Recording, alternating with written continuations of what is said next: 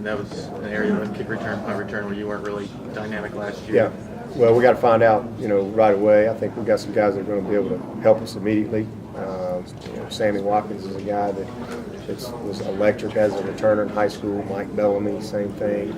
I would say those two guys for sure. Martavis Bryant's a guy that has returned kicks. We're getting Ellington back. He also was a difference maker for us in the kicking game last year. A big touchdown return against Maryland, I believe. That again, another part of the game we lost when he was gone. So I think we got some real guys that are going to be a threat on special teams, and that's an area where again you can be natural. You don't have to have a lot of thinking involved. Do you look for something a lot different at a punt returner?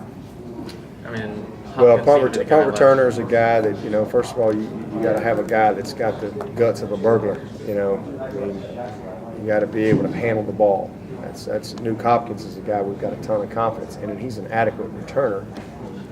He's not a burner, but he's you're going to get the ball, and because he's a good decision maker, and he's a very confident young man. So that's probably the biggest thing. And, it's one thing to do it in high school, but it's another thing when you're making decisions and there's 85,000 people and the game's on the line and your heels are on the 10-yard line, and so there's a lot of factors that we've got to look at and to determine who we're going to put out there. But I think that we will definitely involve those young guys as early as possible. May come out of the season. We'll just have to see how it goes. We'll practice live in spring in fall camp. We'll do live punt return, kick return, and But the good thing is I think we got a lot of options.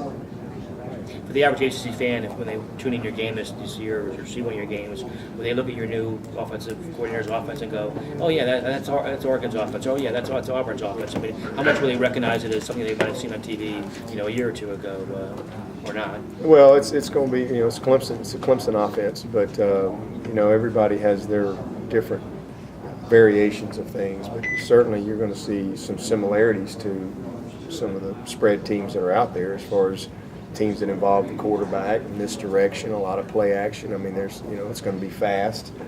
So there's other teams that you could point to and say, hey, well, and they're doing some of those same things. But I think that we'll have our own brand and our own stamp on what we're trying to do, and hopefully, when it's all said and done, you all will look at Clemson and say, man, they're doing some good things. They got a real uniqueness to them offensively, and our goal is to be the most explosive offense in the country.